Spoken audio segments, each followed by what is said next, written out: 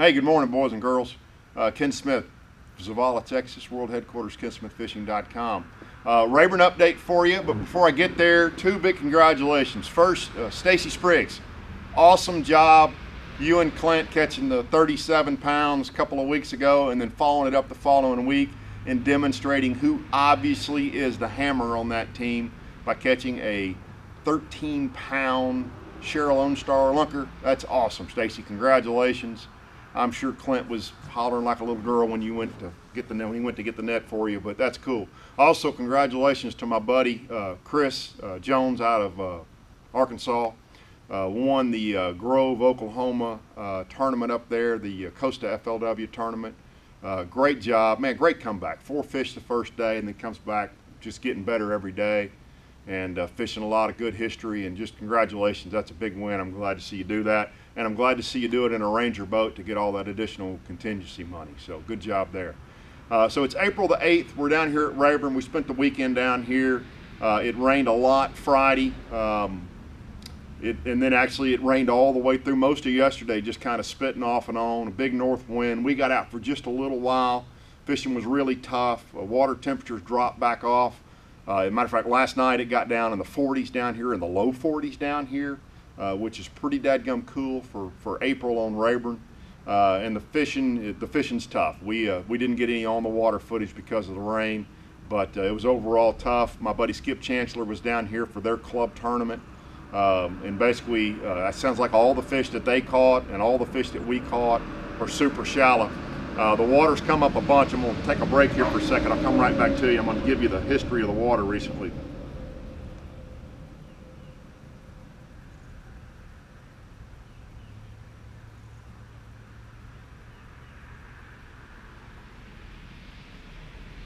So the water level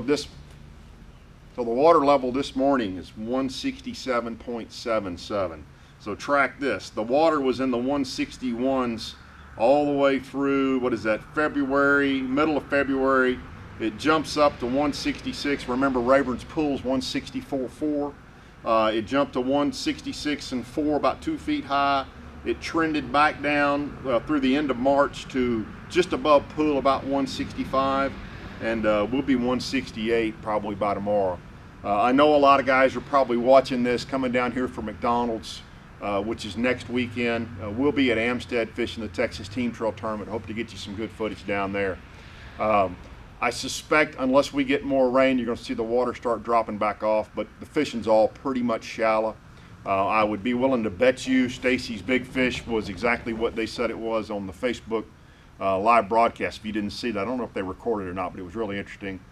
They're dragging, that's what they do. They throw a Carolina rig and a football jig, and I think if you're trying to catch a great big fish, you gotta not go have all the fun you probably could have up behind the hay grass and in the trees.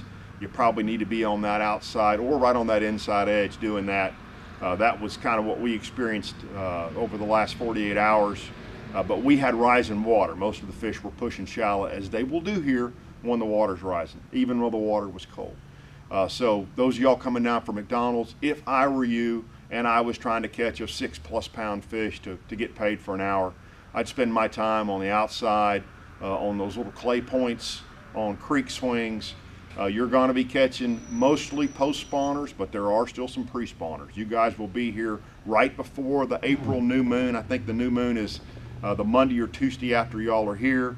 So there's going to still be a wave of fish coming shallow, but there'll also be a lot of post spawn fish. You might catch a big fish on a frog protecting fry, or flipping a Cinco, most certainly protecting fry, or a wacky Cinco. That's something you might look for. If you see those pods of fry up around the shallow grass, the hay grass, around any kind of wood, a lot of times mama's right underneath those pods of fry. So if you can make a real gentle flip in there with a Cinco, that line will take off. You'll see it. Dickie and I caught a big fish down here, 6-pounder last year doing that. We saw a pod of fry. We just paid a little bit of attention and we saw a 6-pounder just off that pod of fry, flipped in there on them, and she didn't like that. She gobbled that Cinco up. So be looking for those wads of fry, trying to catch a big post spawner. A lot of times that's when you catch those frogfish up in that hay grass and up behind the hay grass. That's what you're doing. You're pulling that frog over that pot of fry, and mama don't like that. So I think you catch a big fish post-spawn, you catch a big fish pre-spawn. My guess is the winning fish will probably be a pre-spawner just because carrying eggs, and you'll pick up another pound, pound and a half. But it wouldn't surprise me at all for a great big fish to be a post-spawner. I believe Stacy said that big fish of hers, they thought maybe it was a post-spawn fish, which I can't imagine. She was 27 inches long. Good gosh, what would that fish have weighed had she been full of eggs? But again, I think most of it's going to be post-spawn fishing. Fishing should be good as long as this cold weather moves on through and y'all get steady warming for the next week. Fishing should actually be pretty sick. And remember what those guys did with the Elite Series down here last year. You know, they whacked them in May post-spawn on a jerkbait and on a chatterbait. A lot of that's going to be going on. We're a little bit later this year.